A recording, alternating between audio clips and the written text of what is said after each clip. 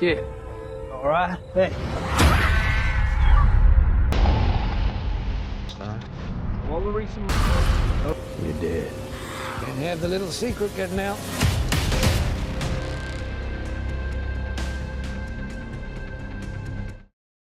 হে guys, আসসালামু আলাইকুম। আজ আমি সম্প্রতি মুক্তি পাওয়া একটি দারুণ ভৌতিক ছবি বগিবিল নিয়ে কথা বলবো। বগি বলতে সাধারণ ছোট গাড়ি বা ভ্যান বোঝায়, আর বিল মানে গ্রাম বা শহর। তবে এই ছবিতে যা ঘটতে চলেছে তা সুন্দর তো নয়, বরং ভয়ঙ্কর। আশা করি আপনাদের এই আলোচনা ভালো লাগবে। চলুন আর দেরি না করে সরাসরি সিনেমার গভীরে প্রবেশ করি। ছবির শুরুতে আমরা এক মহিলাকে দেখি, যিনি পিরিয়ডের জন্য প্যাড কিনতে একটি গ্যাস স্টেশনে থামেন। বাইরে বেরোতেই তিনি বাতাসের একটি ঝলক অনুভব করেন। তেমন পাত্তা না দিয়ে প্যাড কিনে বাথরুমে ঢুকে ব্যবহার করতে শুরু করে, কিন্তু তখনই কেউ সেখানে আসে। তার হাত দেখে স্পষ্ট বোঝা যাচ্ছিল সে কোনো মানুষ না, কিন্তু বোঝার আগে সেই লোকটি বাথরুমের দরজা খুলে ফেলে এবং আমরা তার মুখ দেখতে পাই। এটি ছিল এক বীভৎস ভ্যাম্পায়ার এবং অত্যন্ত ভয়ঙ্কর। স্পটে রক্তের গন্ধ পেয়ে সে তার সেই ভয়ঙ্কর দাঁত দিয়ে মহিলাকে শেষ করে দেয়। এই ভীতিপ্রদ পরিস্থিতির পর আমরা হ্যাম্প নামের একজন গাড়ি মেকানিককে দেখি। গ্যারেজ মালিকের কাছে পর্যাপ্ত কাজ না থাকায় তিনি হ্যাম্পকে টাকা দিতে পারছিলেন না, তাই তাকে কাজ থেকে বরখাস্ত করেন। হ্যাম্প তার পাওনা নিয়ে চলে যায়, কিন্তু সে এতে মোটেও খুশি ছিল না। হ্যাম এরপর তার স্ত্রী জেডির সাথে দেখা করতে একটি বারে যায়, কারণ জেডি সেখানে বারটেন্ডারের কাজ করে।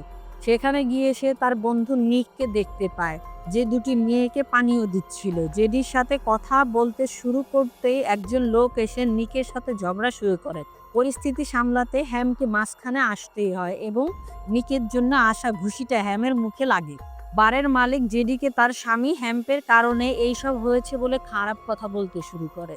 রাগে জেডি চাকরি ছেড়ে দেয়, কিন্তু যাওয়ার আগে সে বারের মালিকের মাথায় একটি বোতল ভাঙতে দ্বিধা করে না। জেডি ভেবেছিল অন্তত হ্যামের কাছে তো একটা কাজ আছে, কিন্তু বাইরে গিয়ে হ্যাম জেডিকে জানায় সেও চাকরি ছেড়ে দিয়েছে, বা বলা ভালো তাকে বরখাস্ত করা হয়েছে। জেডি বেশ চিন্তিত হয়ে পড়ে, কারণ সেদিনই তাদের বাড়ি ভাড়া দিতে হবে এবং দুজনের কাছে না ছিল টাকা, না ছিল কোনো কাজ। তাই তারা দুজনেই বাড়ি ফিরে তাদের জিনিসপত্র প্যাক করে দূরে কোথাও যাওয়ার সিদ্ধান্ত নেয়। এদিকে নিকের সাথে ঝামেলা করার লোকটি সেই দুটি মেয়েকে নিয়ে গাড়িতে করে যাচ্ছিল, অর্থাৎ মেয়েরা যার কাছে বেশি টাকা এবং ঐশ্বর্য থাকতো তার সাথেই যেত। এরপর ওই লোকটি সেই গ্যাস স্টেশনে থামে যেখানে হ্যাম কাজ করত। মালিক যখন গ্যাস ভরছিল তখন তার গ্যারেজের বাতি হঠাৎ মিটমিট করে জ্বলতে শুরু করে। সে তা পরীক্ষা করতে যায় এবং মেয়েরা বাথরুমে চলে যায়। গ্যারেজ মালিক ভেতরে একটি ছোট বাচ্চাকে দেখতে পায়, যে আসলে একটি ভ্যাম্পায়ার ছিল, এবং সে সেই গ্যারেজ মালিককে শেষ করে দেয়। আর বাইরে সেই গাড়ির লোকটিকে একজন মহিলা ভ্যাম্পায়ার মেরে ফেলে। এই ভ্যাম্পায়ারদের উপস্থিতি ছিল অত্যন্ত ভয়ঙ্কর। এদিকে হ্যাম এবং জেডি অন্ধকারে শহর থেকে বের হওয়ার চেষ্টা করছিল। হঠাৎ তাদের মধ্যে ঝগড়া শুরু হয় এবং এর ফলে তারা কোনো কিছুর সাথে ধাক্কা খায়। তাদের গাড়ির ভারসাম্য নষ্ট হয়ে যায়, যার ফলে গাড়িটি ক্র্যাশ করে।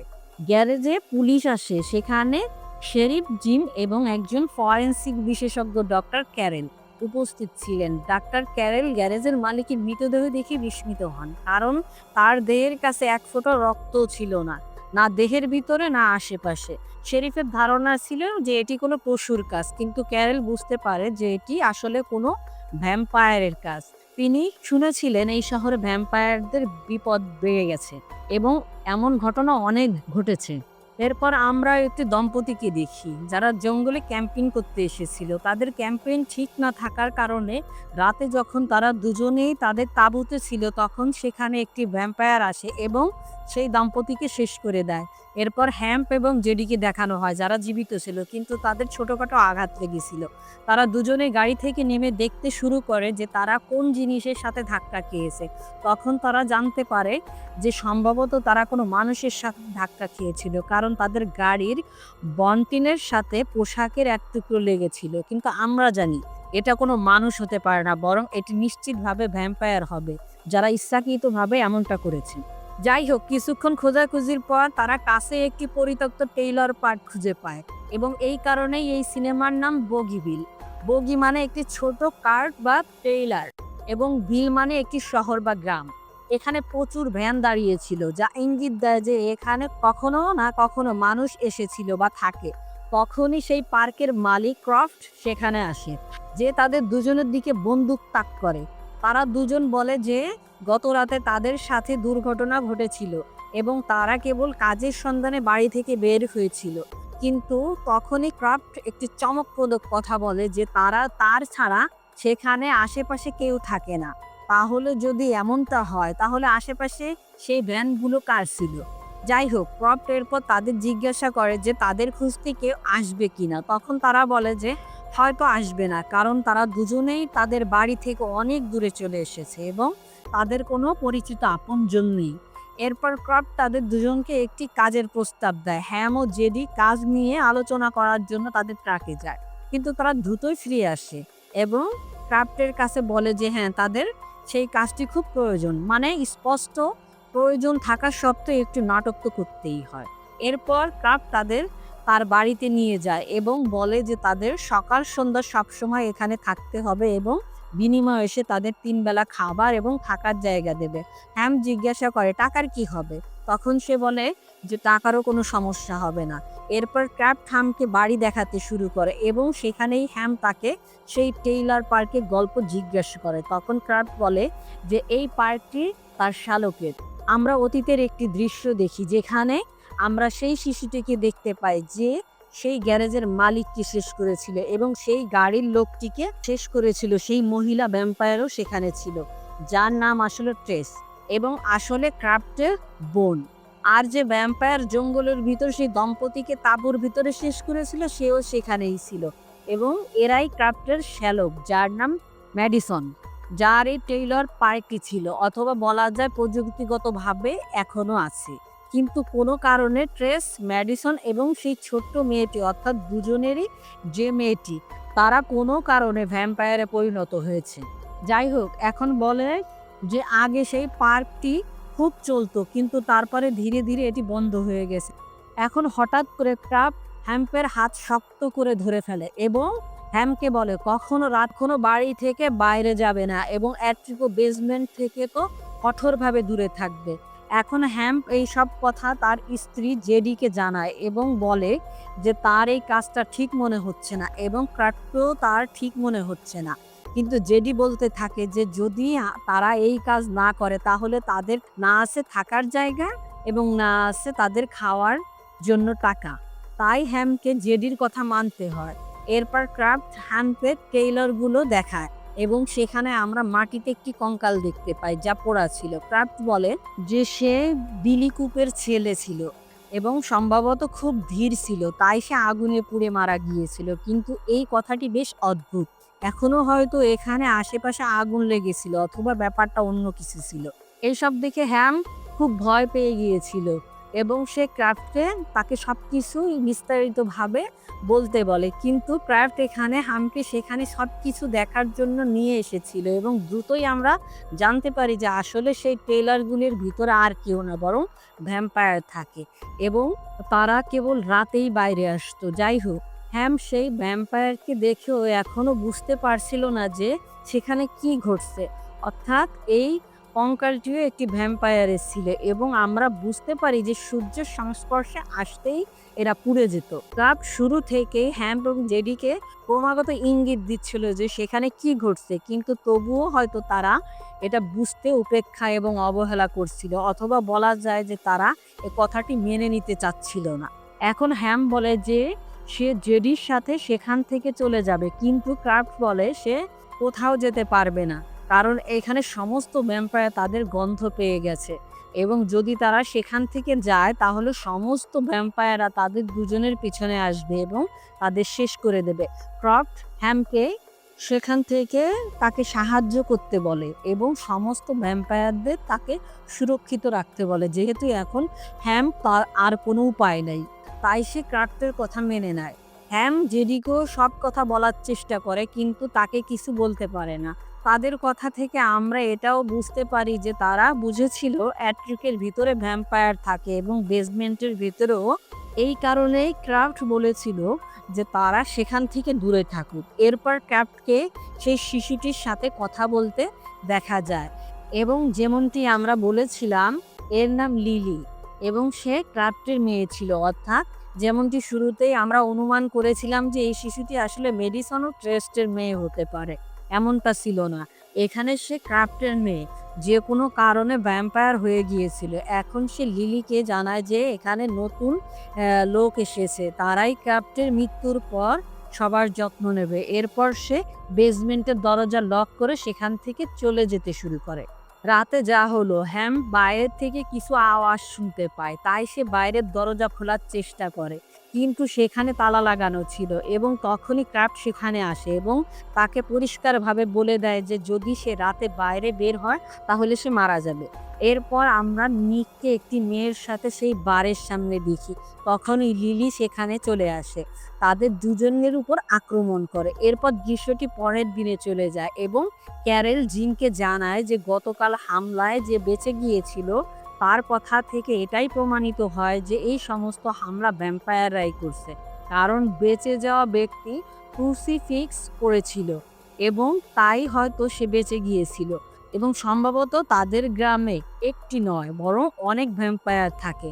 কিন্তু জিম তার কথা শুনে হাসতে শুরু করে, কিন্তু যেভাবে খুনগুলো হয়েছিল সেই হিসাবে জিমেরও মনে হচ্ছিল যে হ্যাঁ এই সব ভ্যাম্পায়ারদের কাজ, কিন্তু সেটা মানতে চাচ্ছিল না। যাই হোক, অবশেষে হ্যাম জেডিকে সব কথা জানিয়েছিল এবং সে সেখান থেকে যাওয়ার কথা ভাবে, কিন্তু তার আগে তারা দুজনেই বেসমেন্ট চেক করার কথা ভাবে, কারণ তাদের তখনও বিশ্বাস হচ্ছিল না যে সেখানে কোনো ভ্যাম্পায়ার আছে। তাদের মনে হচ্ছিল যে সম্ভবত ক্রাফট তাদের কেবল ভয় দেখাচ্ছে।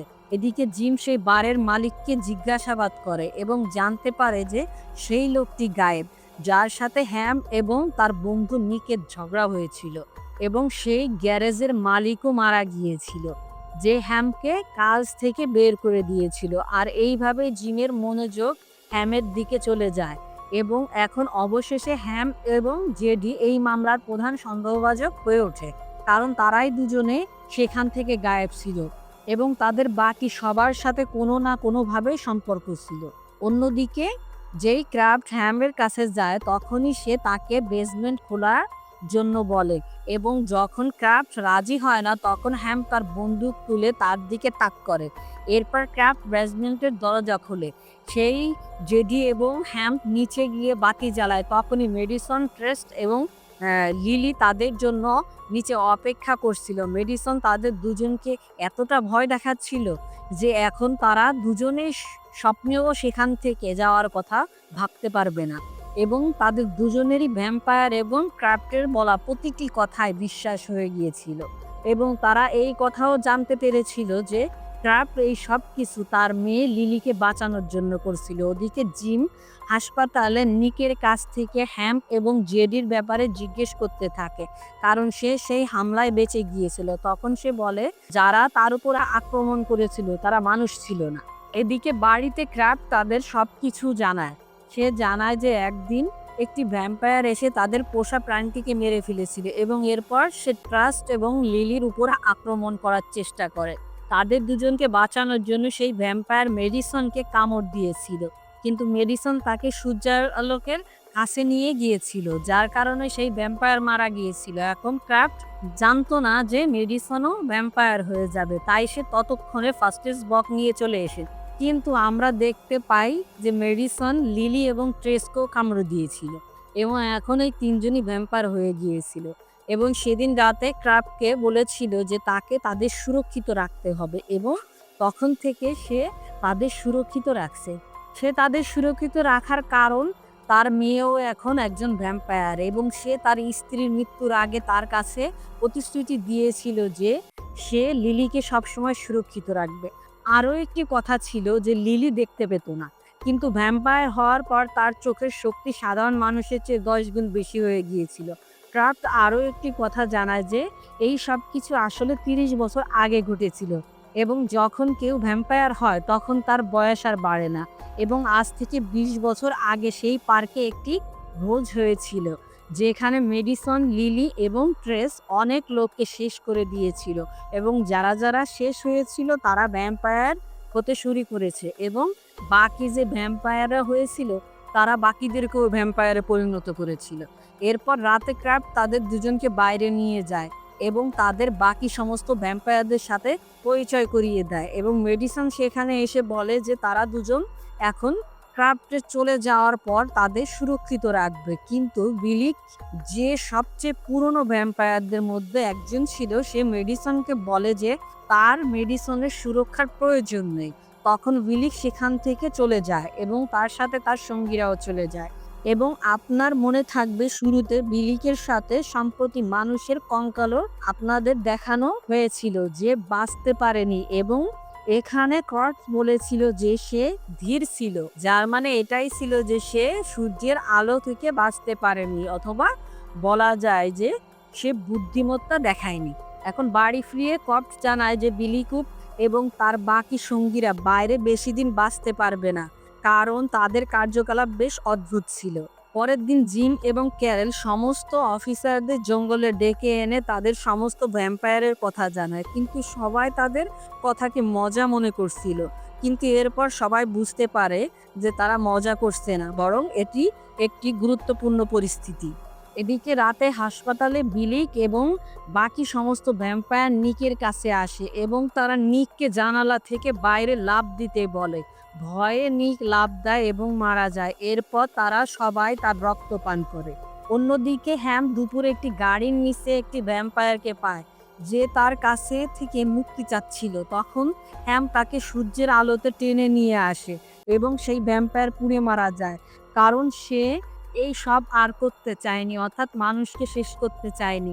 এরপর হ্যাম জেডির কাছে যায় এবং জেডি হ্যামকে দ্রুত নিকের কাছে গিয়ে সাহায্য আনতে বলে এবং তাকে এটাও জানতে হবে যে তাদের মধ্যে একজন যদি সেখানে থাকে এবং একজন কোথাও চলে যায় তাহলে ভ্যাম্পায়াররা জানতে পারবে কিনা। তখন হ্যাম দ্রুত ট্র্যাক নিয়ে নিকের কাছে চলে যায় এবং জেডি সেখানেই থেকে যায়। এদিকে হ্যামের চলে যাওয়ার পর সন্ধ্যায় ক্রাফট সেই ভ্যাম্পায়ারের হাড় অর্থাৎ ছাই পায়, যাকে হ্যাম মুক্তি দিয়েছিল এবং জানতে পারে সে তো বিলিকুপের স্ত্রী ছিল। সে তো ইতিমধ্যেই এত বিদ্রোহী ছিল, এটা দেখে তো সে কি করবে কে জানে। ততক্ষণে মেডিসনও জেনে গিয়েছিল যে হ্যাম সেখান থেকে চলে গেছে এবং সে এই রাগে ক্রাফটের উপরে চড়াও হয়। তখন ক্রাফট কেবল এতটুকুই বলে যে হ্যাম দ্রুত ফিরে আসবে, তার স্ত্রী এখানেই আছে এবং তার জন্য সে নিশ্চিতভাবে ফিরে আসবে। তখনই হ্যাম নিজেকে খুঁজতে সেই বারে যায় এবং জানতে পারে যে নিক তো হাসপাতালে ভর্তি আছে। যেই হ্যাম বার থেকে বাইরে বের হয় তখনই দুজন অফিসার তাকে গ্রেপ্তার করে এবং যেই তারা হ্যামকে গাড়িতে বসিয়ে জিমের কাছে নিয়ে যাচ্ছিল তখনই মেডিসন চলে আসে এবং সেই দুজন অফিসারকে মেরে ফেলে। তারপর সে হ্যামকে বলে যে এটি তার জন্য শেষ সুযোগ এবং যদি সে ফিরে না যায় তাহলে সে জেডিকেও শেষ করে দেবে। তখন হ্যাম বলে যে দ্রুত ফিরে যাবে। এরপর মেডিসন সেখান থেকে চলে যায়। এখন তার চলে যাওয়ার পর হ্যাম সেখান থেকে কারো ভ্যান নিয়ে হাসপাতালে পৌঁছায় এবং সেখানে গিয়ে সে অফিসারদের কথা থেকে জানতে পারে যে নিক আর জীবিত নেই। ওদিকে ক্যারেল জিমকে নিকের দেহ পরীক্ষা করে জানায় যে ভ্যাম্পায়াররা নিককে আগে কাটেনি, কারণ তারা নিককে কখনো ভ্যাম্পায়ার বানাতে চায়নি। যাই হোক, এরপর আমরা মেডিসনকে দেখি যে একজন মানুষকে শেষ করে দেয় এবং এরপর লিলি ও টেস সেই মানুষটির রক্ত পান করে। এরপর হ্যাম বাড়ি ফিরে যায় এবং যেই সে বাড়ি যায় তখন ক্রাফট তার ভ্যানের টায়ারগুলো পাঞ্চার করে দেয়। এরপর হ্যাম জিজ্ঞেস করে যে সে কি সেই ভ্যাম্পায়ারকে মুক্তি দিয়েছিল। তখন হ্যাম বলে যে সে নিজেই এমনটা বলেছিল। তখন ক্রাফট এতে জানায় যে সে বিলিকুপের স্ত্রী ছিল। এরপর ক্রাফট হ্যামকে বেসমেন্টে নিয়ে যায় এবং মেডিসন নিচে জেডির সামনে দাঁড়িয়েছিল এবং জেডি খুব ভয় পেয়েছিল। এখানে মেডিসন বলে যে এটি হ্যাম্পের শেষ ভুল, এরপর যদি কোনো ভুল হয় তাহলে তারা দুজনেই জীবিত থাকবে না। এখন এই সব কিছুর পর তারা সবাই মিলে বিলি কুপের কাছে যায় তাকে তার স্ত্রীর মৃত্যুর কথা জানাতে, কিন্তু বিলি কুপ পাপে মেরে ফেলেছিল কারণ তার মনে হচ্ছিল যে ক্রাফটি তার স্ত্রীকে শেষ করেছে। যাই হোক, এই সব কিছুর পর পরিবেশ বেশ উত্তপ্ত হয়ে উঠেছিল, তাই হ্যাম্প এবং জেডি আবার বাড়ি ফিরে চলে যায়। পরের সকালে তারা দুজন ক্রাফটকে কবর দেয় এবং এরপর জেডি হ্যাম্পকে জিমের সাথে দেখা করতে বলে এবং হ্যাম্পও এমন করার কথা ভাবে। কিন্তু সমস্যা ছিল যে ক্রাফট তার ট্রাকের টায়ারগুলো পাংচার করে দিয়েছে, তাই আসলে সে এখন ক্রাফটের গাড়িটি কোনোভাবেই ঠিক করে সেখান থেকে চলে যায়, কারণ সেও নিজেও একজন মেকানিক ছিল। এখন তার চলে যাওয়ার পর মেডিসন সব জেনে যায় এবং সে বেসমেন্টের দরজা খুলে বাইরে আসে। সে জেডির উপর আক্রমণ করার চেষ্টা করছিল, কিন্তু সূর্যের আলোর কারণে তাকে আবার বেসমেন্টে ফিরে যেতে হয়।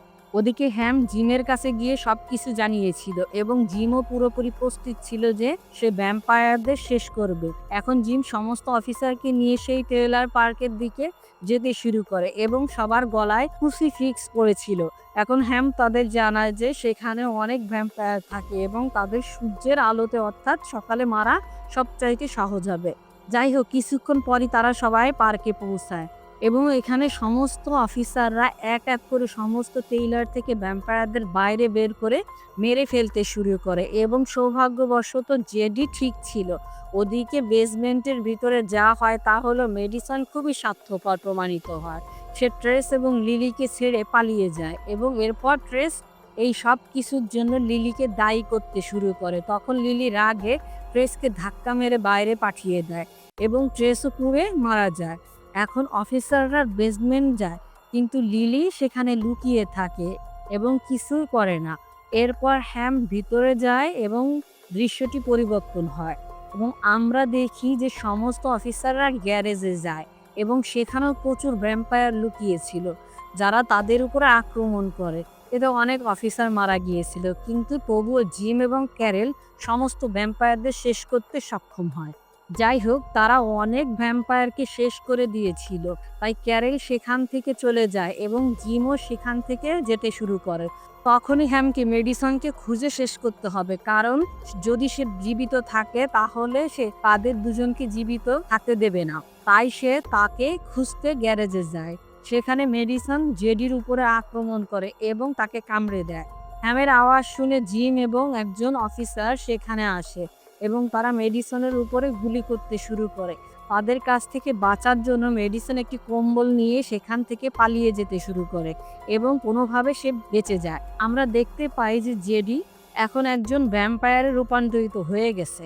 গল্পটি কয়েক মাস পর এগিয়ে যায়, যেখানে আমরা সেই পার্কে দেখতে পাই যে হ্যাম্প এবং তার স্ত্রী জেডি সেখানেই থাকে। তখনই জিম তার কাছে আসে, যে তার খোঁজ খবর নিতে এসেছিল। সে বলে জেডি কেমন আছে। তখন হ্যাম্প জানায় জেডি একদম ঠিক আছে। বরং এখন এই কথা শুনে জিম সেখান থেকে চলে যায়, কিন্তু তখনই আমরা অবাক হয়ে দেখি যে জেডি এখন গ্যারেজে ছিল এবং এখন সে একজন রক্ত পিপাসু ভ্যাম্পায়ার হয়ে গেছে, অর্থাৎ এখন সেও হয়তো মানুষকে মারছে। সিনেমার শেষ দৃশ্যে আমরা মেডিসনকেও দেখতে পাই, যে একটি ভ্যানে করে কোথাও যাচ্ছিল, যা থেকে আমরা জানতে পারি যে মেডিসন ভ্যানে লুকিয়ে পালিয়ে গিয়েছিল এবং এখন হয়তো মেডিসন প্রতিশোধ নেয়ার জন্য জেডি এবং হ্যামের কাছে ফিরে আসবে। কিন্তু হ্যামের কাছে তার স্ত্রী আছে, যে নিজেই একজন ভ্যাম্পায়ার, তাই এখানে তাদের লড়াই চলতে পারে। এবং আমরা এটাও দেখতে পেয়েছি যে লিলি এখনো জীবিত ছিল এবং সে কিছুই করছিল না। এখন হয়তো তাকেও এখানে শেষ করে দেয়া হবে, অথবা সম্ভবত হ্যাম তাকে সুরক্ষিত রাখবে এবং বেসমেন্টের ভিতরে বন্দি করে রাখবে, কারণ সে কোথাও না কোথাও ক্রাফটের কাছে থেকে প্রতিশ্রুতি নিয়েছিল। আর ব্যাস, এর সাথে সাথে বগিবিল মুভি এখানেই শেষ হয়ে যায়। তো বন্ধুরা, এটি ছিল বগিবিল সিনেমার গল্প। আশা করি আপনাদের এই সিনেমা পছন্দ হয়েছে। এখানে বোঝানোর মতো আর কিছু নেই, সমস্ত গল্প বেশ সরল। এখন যদি দেখা যায় প্রথম ভ্যাম্পায়ার কোথা থেকে এসেছিল, এই জিনিসটি কোথা থেকে শুরু হয়েছিল, সে সম্পর্কে কোনো ধারণা নেই। এখন হতে পারে কোনো প্রাচীন ভ্যাম্পায়ার ছিল যার কারণে এমনটা হয়েছে, অথবা কোনো রোগ ছিল যার কারণে এমনটা ঘটেছে এবং তারপর থেকে এটি ছড়িয়ে পড়েছে। বাকি এখানে ভ্যাম্পায়ারদের নকশা বেশ ভয়ঙ্কর তৈরি করা হয়েছে। তাদের বেশ রক্তপিপাসু টাইপের দেখানো হয়েছে, যেমনটা হওয়া উচিত। আশা করি আপনাদের এই চলচ্চিত্রটি পছন্দ হয়েছে। গল্প পছন্দ হলে ভিডিওটি লাইক, আর চ্যানেলে যদি নতুন হয়ে থাকেন তবে অবশ্যই চ্যানেলটিকে সাবস্ক্রাইব। তাহলে আমি আপনাদের সাথে দেখা করব পরের ভিডিওতে।